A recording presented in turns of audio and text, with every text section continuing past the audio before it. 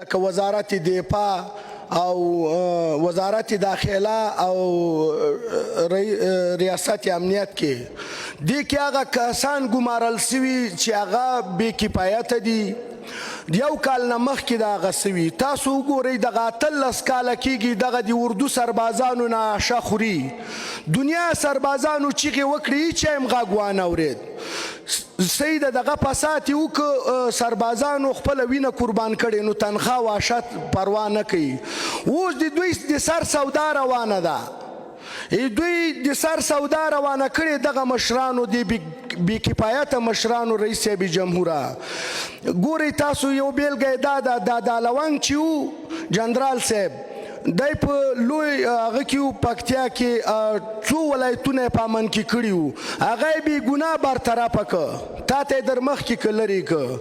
او یو بله بیلګه یې دا ده د اورګانای محل ته وګوره تا څومره بې کفایته انسان په دا اورګانای محل رئیس کړی ده. تا ته څوک وایي که نه وایي ځان نه د پولادو دیوالونه تاو کړي دي نه وکیلانو ته ارزښت ورکوي نه چاته مشورې ته غوږ دی.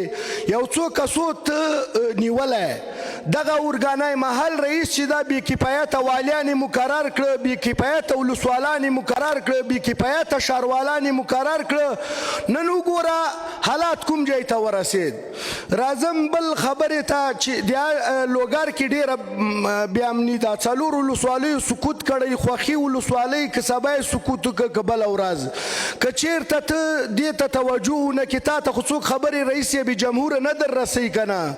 دا خو ټول خپل جیبونه ډکوي خپل بچیانو ته ګوري خپل یعنې کورونه جوړوي. دغه کوم برګر خواره دي چې راوستي هر یو برګر خور چې دا په خارج کې کور جوړ که هغه د افغانستان مظلوم ولس چېرته غم خوري. نو د خدای خاطر وکه اوس هم در سره وخت ده وکیلانو ته وخت ورکه او هر ولایت کې وکیلان مشخص دي ولایت په ذمهوارۍ ورکه چې دغه اجنبیان راغلي دي دا د پردو مزدوران راغلي دي چې ولایتونه ترې خلاص کړي. او که چېرته دې ته وایه چې لوی درستیز ده وزیر دفاع ده او پلانکی ده او بیستانکی د هغې نه هیله لنډه که ولې چې دوی مخکې